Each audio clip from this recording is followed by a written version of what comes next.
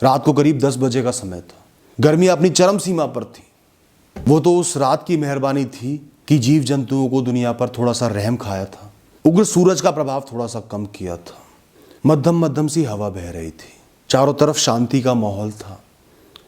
कुछ झिंगुरों की आवाजें आ रही थी। कभी कभार कोई कुत्ता भौंक देता या कभी कभार पास से गुजरती हुई गाड़ी की आवाज आ रही थी। सड़क के एक कोने पर एक फ्लाईओवर के नीचे 5-6 झुग्गियां बनी हुई थी, छोटी छोटी। न दरवाजे थे न ढंग की छत थी, सब खुला हुआ था। वहीं कोने वाली झुग्गी में 4 लोगों का एक परिवार बैठा हुआ था।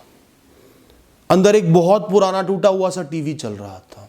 बल्ब की एक रोशनी हो रही थी। पूरे दिन तपती गर्मी में, तपती धूप में मेहनत करने के बाद अब पति पत्नी शांति से अपनी उस छोटी सी झुग्गी में बैठे हुए थे, जिसमें कोई दरवाजा भी ना था, बस एक फटा पुराना पर्दा सा लगा हुआ था। वजन ढो ढो के उनके कंधे झुक गए थे, शरीर में दर्द था, पर तो भी बच्चे मुस्कुरा रहे थे, पास बैठकर खेल रहे थे। उनको देखकर मन में शांति थी। रात की छांव ने उन पर रहम तो खा ही लिया था। मौसम तो बर्दाश्त हो ही रहा था। अब खाने का इंतजार हो रहा था। बच्चे भी पूरे दिन तपती गर्मी में नंगे पैर खेलने के बाद, अपने पांव के छाले सुखाने के बाद, फटे पुराने कपड़ों की परवाह किए बिना खेलने के बाद अब शांति से बैठे हुए थे। साइड में एक छोटा सा पंखा रखा हुआ था, टेबल फैन रखा हुआ था। उसमें से निकलने वाली जरा सी हवा भी ऐसे लग रही थी जैसे किसी अमीर के कमरे में 4 एसी लगे हुए हो। अमीरों को तो गर्मी की आदत ही नहीं होती, आदत ही सर्दी की है 24 घंटे। तो 4 एसी भी ऐसा लगेगा कि बस सांस ही आ रहा हो। और जो तपती धूप में पूरे दिन मेहनत करके शांति से एक कोने में बैठा है, उसके लिए वो टेबल फैन ही 4 एसी के बराबर था। तभी खाना लगता है। गर्मा गर्म दाल होती है, कुछ चावल होते हैं, कुछ पापड़ होते हैं। और ज़्यादा का पैसा तो नहीं था, पर उन्हीं की खुशबू सबको मोहित कर देती है। भूखे पेट के लिए तो उससे खास व्यंजन ही कुछ नहीं हो सकता। पूरे दिन मेहनत करके, मजदूरी करके जब गर्मा गर्म भोजन खाने को मिलता है तो उसके आगे 5 स्टार के व्यंजन भी फेल हैं।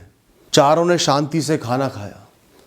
हर क्षण उनको शांति मिल रही थी, सुख की अनुभूति हो रही थी, चाहे वो हल्की सी हवा क्यों ना हो पंखे की, या खाने की अनुभूति क्यों ना हो, स्वाद क्यों ना हो, पेट भरता क्यों ना लग रहा हो। खाने का समापन हुआ। मिष्ठान के लिए पैसा तो नहीं था, पर घड़े में से जो ठंडा पानी निकला, जो पीते पीते उनकी छाती पर गिर गया और ठंडक दे दी, उससे बढ़िया मिष्ठान क्या हो सकता था? उससे ज्यादा चैन क्या दे सकता था? अब क्या? कुछ नहीं। ना भविष्य की चिंता, ना कल का कोई दुख। थका हुआ शरीर तो इस दुनिया की सबसे बड़ी सौगात है दोस्तों। वो आपको सोचने ही नहीं देता। उसको तो एक ही चीज नजर आती है, वो है बिस्तर, वो है लेटना, वो है सुकून, वो है सपने, वो है नींद, वो है आराम। चाहे कुछ हुआ हो, ना हुआ हो, कुछ हो चाहे ना हो, उस इंसान को पता है, उन लोगों को पता था अगले दिन उठना है, पूरे दिन मेहनत करनी है, फिर रोटी मिलेगी, फिर सो जाएंगे। तो चिंता किस बात की? उनके लिए वो रात भर का सुकून, वो सोना तो एक बहुत बड़ी सहूलियत है, ईश्वर का एक बहुत बड़ा तोहफा है, जैसे कोई करोड़ों के गहने बन गए हो। पिता ने चारपाई बाहर निकाली, बाहर हवा में अपनी चारपाई लगाई, वहां लेट गए। माँ और दोनों बच्चे अंदर लेट गए। चंद्रमा उनको देखकर मुस्कुरा रहा था, उनको शरण दे रहा था, उनके लिए गीत गुनगुना रहा था। लेटते ही सबको चैन की नींद आ गई। सपनों की एक दुनिया में खो गए, और सपनों की दुनिया में सब एक से हैं। बड़े से बड़ा आदमी, मजदूर, मेहनत करने वाला, हर इंसान एक है। सपनों में खोने के बाद क्या अमीर, क्या गरीब, क्या छोटा, क्या बड़ा, क्या अच्छा, क्या बुरा, सपने तो सपने हैं। ना सपनों को गर्मी से फर्क पड़ता, ना अमीरी से, ना लोगों के तानों से, ना किसी भी चीज से। नींद की और सपनों की कोई जाति नहीं होती, कोई धर्म नहीं होता, कोई ऊंच नीच नहीं होती। वो इस दुनिया के हर प्राणी को एक कर देते हैं। अब चाहे दुनिया का सबसे अमीर इंसान भी कहीं सो रहा हो, ये लोग उसके बराबर हैं। इनकी थकान मिट रही है, शरीर में चैन है, सो रहे हैं।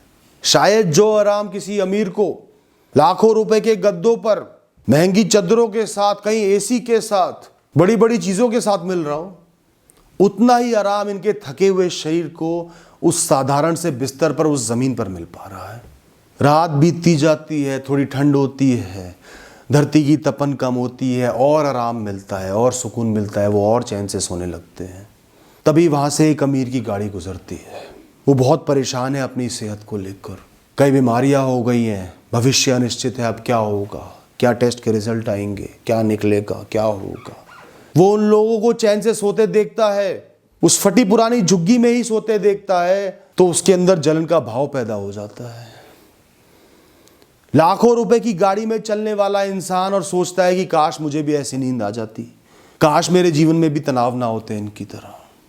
फिर एक गाड़ी गुजरती है, उसमें भी कोई अमीर होता है, उसको भी 10 चिंताएं सता रही होती हैं, क्या होगा, कैसे होगा, भविष्य में बहुत अनिश्चितताएं हैं, बहुत दुख हैं, कई विषयों को लेकर परेशान है, पर इनके पास तो विषय ही नहीं है। वो भी उनकी तरफ देखता है, विषयहीन होकर चैन से सो रहे हैं, अगले दिन मेहनत करेंगे फिर सो जाएंगे। उसको भी अपने जीवन का गम और उनसे जलन होने लगती है। क्या दुनिया बनाई है ईश्वर ने, किसी के पास कुछ ना होकर भी सब कुछ है और किसी के पास सब कुछ होकर भी कुछ भी नहीं है। क्योंकि ये दुनिया भौतिकवादी चीजों से, वस्तुओं से, जिस सफलता के आप गुणगान करते हो उससे नहीं चलती, मन की शांति से चलती है, विषयों की कमी से चलती है, विषयों से दूर होने से चलती है, चैन से चलती है। तो दोस्तों, इस कहानी को सुनाने का एक और मतलब था आपको ये समझाना कि ये जीवन बड़ा जादूगर है, बड़ा चमत्कारी है।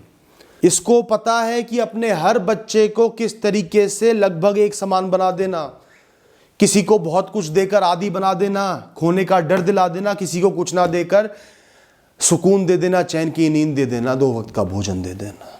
और दोस्तों, इस कहानी को सुनाने का मुख्य मकसद यही है कि जीवन की जो सबसे साधारण, सबसे बेसिक चीजें हैं उनमें अपने सुख को ढूंढो, मन की शांति को ढूंढो, उनमें जीवन को ढूंढो। वही जीवन है, चैन की नींद जीवन है, पूरे दिन मेहनत करना जीवन है और मेहनत करके थकना, थकान को महसूस करके लेट जाना चैन से, वो जीवन है। भूखे पेट में जब खाना जाता है, कितना ही साधारण हो, वो जीवन की खुशी है। 4 लोग साथ बैठकर मुस्कुरा रहे हैं, वही जीवन है। 100 लोगों की फ्रेंड लिस्ट होना जीवन नहीं है। बड़ी से बड़ी गाड़ी में घूमना बहुत अच्छा तो लग सकता है, बहुत खास तो हो सकता है, ईगो तो आपकी बूस्ट हो सकती है, पर मस्त मन से अगर टहल रहे हो ना सड़क पर, बेपरवाह होकर, कोई बहुत बड़ी टेंशन नहीं है, वही सच्चा सुकून है दोस्तों। और इस जीवन को मैंने खुद महसूस करा है, इसलिए आपको ये बात बता रहा हूँ। दोनों तरीके का जीवन देखा है। और कई दिन ऐसे भी होते हैं जब सब कुछ होकर भी ऐसा लगता है कि कहीं सड़क पे जाके सो जाऊं, बस चैन मिल जाए। जीवन में सिर्फ कर्म करना सीखो, सच्चे मन से, श्रद्धा से पूरे दिन कर्म करने हैं, जी तोड़ मेहनत करनी है। जो भी आपकी राह है आपने चुनी है, वो अपने आप आपके जीवन को भी चलाएगी, राहें भी बनाएगी, मुश्किलों का हल भी निकालेगी, रात को चैन भी देगी, ओवर थिंकिंग से भी बचाएगी, नकारात्मक सोच से भी बचाएगी, इतनी थकान दे देगी कि आपको चैन की नींद आ जाएगी। फिर सुबह तरोताज़ा उठोगे, कर्म करने को तैयार, और जीवन का आनंद ले पाओगे। तो आज आपके पास कुछ है, कुछ नहीं है, कुछ कमियां हैं, दूसरों के पास कुछ होगा, आपके पास नहीं होगा, कुछ चीज़ें लाइफ में मिस हो गई या चली गई हैं, तो भी एहसास करो कि कुछ बहुत बड़ा और बुरा नहीं हुआ है। जीवन चल पा रहा है, यही जीवन की सबसे बड़ी सहूलियत, सबसे बड़ी सुकून का कारण है। वरना पैसा सिर्फ कागज़ लगने लगता है, मन करता है इसको आग लगा दें, बस चैन मिल जाए। तो चैन लो, शांति लो। दुनिया की वो जगह जहाँ हर इंसान को शांति मिल सकती है, वो है ये क्षण। इस क्षण में अपनी सोच, इस सोच में एहसास करना कि जीवन चल रहा है, चैन से चल पा रहा है, कुछ बहुत बुरा नहीं हुआ, जो है वो मेरा अपना है, उसे भोगना है, उसका आनंद लेना और जीते जाना है। Thank you and all the best.